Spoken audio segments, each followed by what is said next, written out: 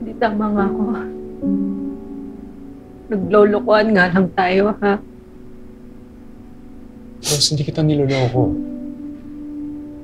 Mako ako, di ba, napapakasalan kita. Ito, hindi ko naman tinatalikuran yun eh. Pero Rose, gusto mo malaman yung totoong nararamdaman ko. Sasaktan din ako. Kasi sinusubukan kong gawin yung tama eh. Pero Rose, lahat minamasama mo.